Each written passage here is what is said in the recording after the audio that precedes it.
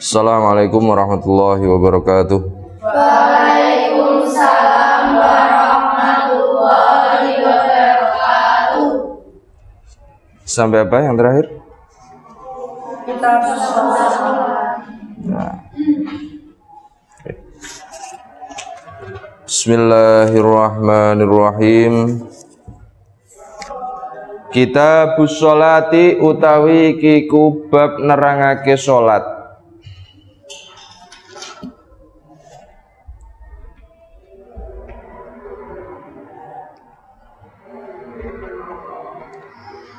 An Jabir bin Abdullah wa Abi Sa'idin shallaya fis safinati qa'imaini wa qala al-Hasanu tusalli qa'iman ma lam tashukka ala ashabika taduru ma'aha wa illa faqa'idan.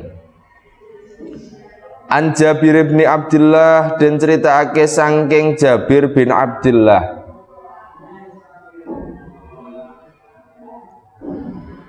wa Abi Sa'idin lan Abi Sa'id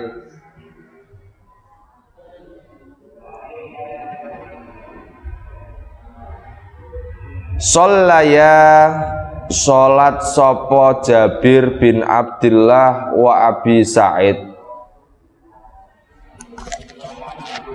Shallaya sholat sopo Jabir bin Abdullah wa Abi Sa'id fis safinati ing dalem prau.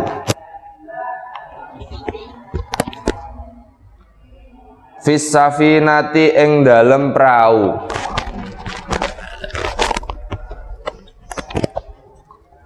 Qaimaini hale ngadeg karone.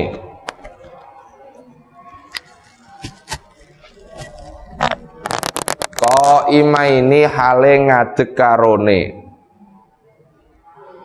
Wa qala al-Hasanu, lan den ngendikaake gini. Wa qala al-Hasanu, lan ngendika sapa Imam Hasan Al-Basri,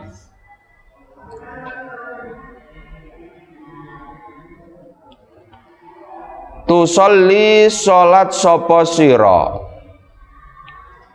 Tusolli salat sapa sira qaiman hale ngadeg. Qaiman hale ngadeg malam tasukka selagine ora gawe payah sapa sira.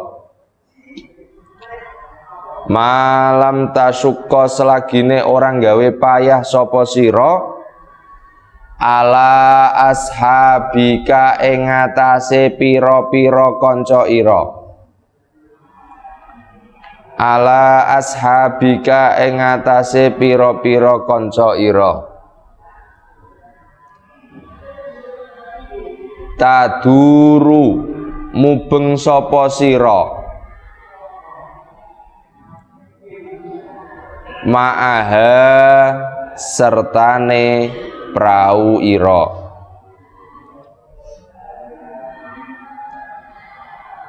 Wa illa lan lamun ora bisa.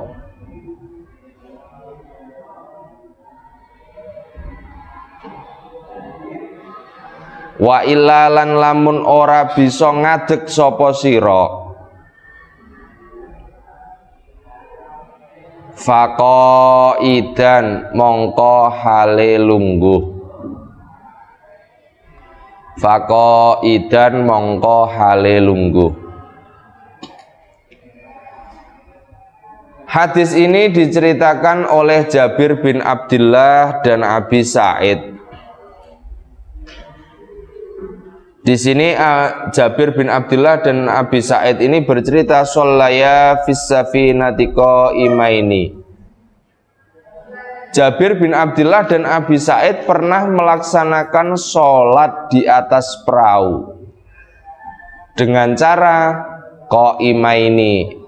Mereka berdua berdiri. Artinya sholat yang dilakukan Abi Sa'id dan Jabir bin Abdullah ini sholat yang sempurna karena dilakukan berdiri.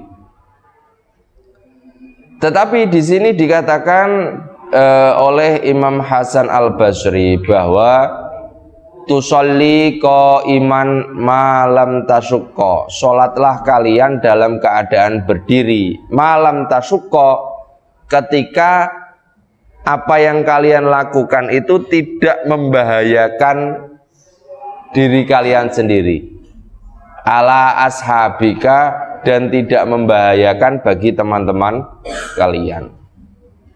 Artinya bagaimana hadis ini menyimpulkannya?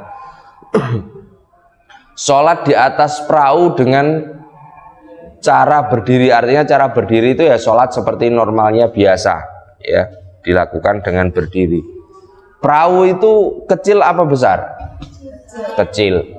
Kira-kira kalau kalian berdiri di atas perahu, apa yang terjadi di dalam perahunya itu? Bisa oleng, ya, bahkan bisa terbalik. Itu termasuk membahayakan enggak? Termasuk membahayakan.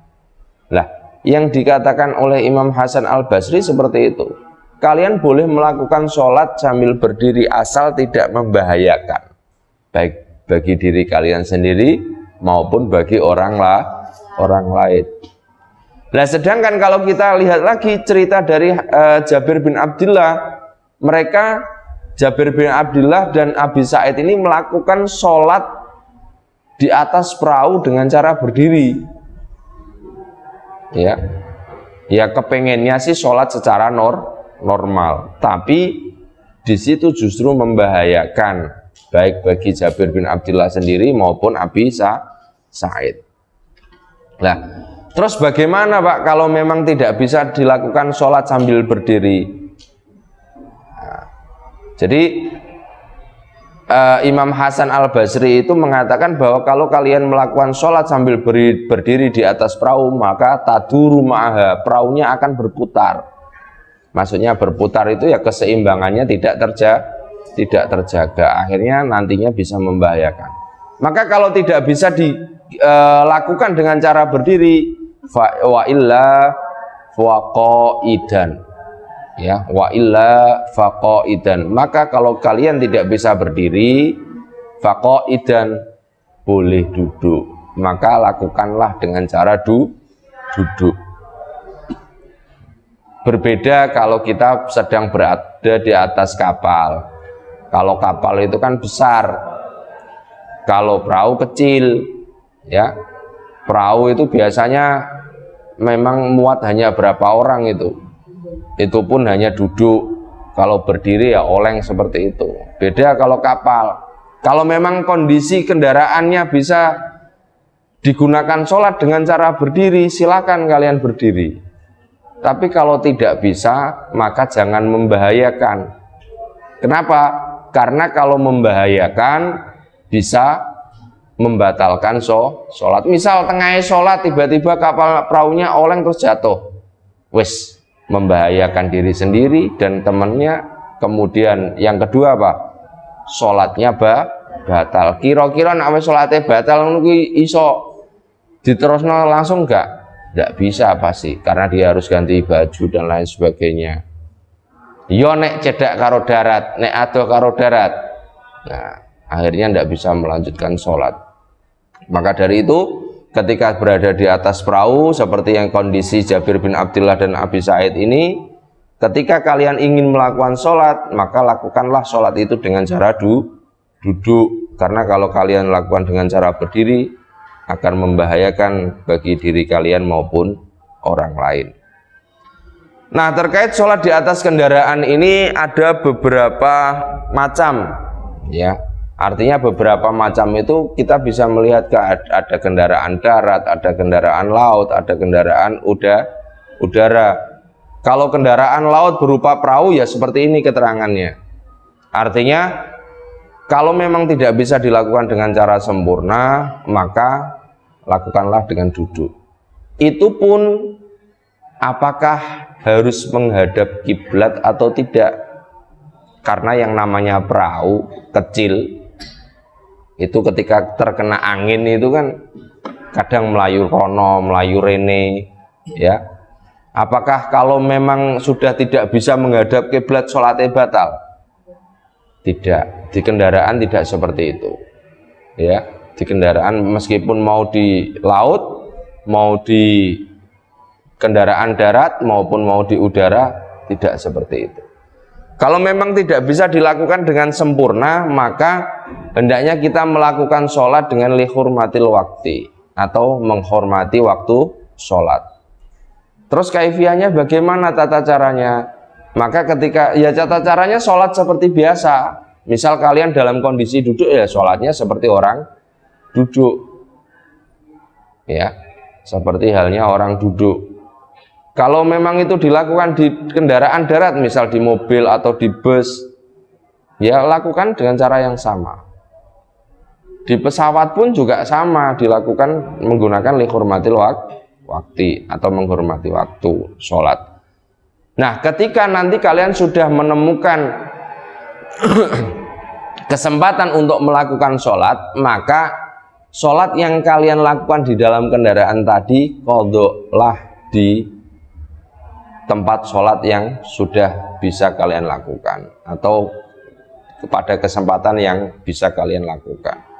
Misal kamu perjalanan dari Kudus ke Jakarta, berangkat sore, berarti meninggalkan sholat maghrib, isya, subuh. Misal kendaraannya tidak berhenti sama sekali, ya, maka maghrib, isya, subuh ini kalian lakukan di dalam bus dengan cara lihurmatil wakti. Lah terus wudhunya pripun, Pak? Karena tidak ada air, wong bisa ragil mandek.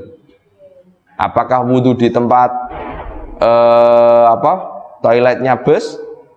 Nah, kalau bisa jangan, karena cukup membahayakan buat najis. Ya, wudhunya dengan cara tayamum. Lah, apakah di bus ada debu? Tidak ada. Terus pakainya apa tayamumnya? Pakai sandaran jok yang ada di depan kalian. Ya, cukup dengan isyarah memegang sandaran jok, kemudian seakan-akan kamu menyentuh debu itu. Karena kalau sifatnya debu di mana-mana pasti ada. Ya, di mana-mana pasti ada. Jadi kalau di dalam kendaraan cukup tayamum dengan menggunakan sandaran yang ada di depan kalian masing-masing itu. Mau di pesawat juga sama seperti itu. Ya. Terus lakukan sholat maghrib lihurmatil wakti, kemudian isya lihurmatil wakti, kemudian subuh lihurmatil wakti. Kalau nanti sudah sampai di Jakarta, sudah ada kesempatan, ya maksudnya kesempatan itu tidak kemudian kalian nunggu sampai legonda. Kalau memang sudah sampai tujuan, kalian bisa mencari tempat sholat, maka segeralah diqadha sholatnya. Jadi caranya seperti itu, ya. Di pesawat pun sama, karena apalagi pesawat itu di atas, wis ora ana mandek ning pom bensin, tidak ada kalau pesawat. Ya, perlakuannya juga sama seperti itu. Kalau di kapal, nah ini beda lagi. Kalau di kapal beda lagi, karena kapal itu besar. Bahkan terkadang kapal itu, di dalam kapal ada masjid. Ya, minimal di dalam kapal ada musola lah. Tapi masjid terkadang juga ada. Lah kalau pergerakan kapal itu kan tidak konstan atau tidak spontan seperti pergerakan kendaraan yang ada di darat maupun di udara. Kalau di udara mungkin arahnya bisa tetap, tetapi sholat yang kita lakukan tidak bisa sempurna. Tapi kalau di kapal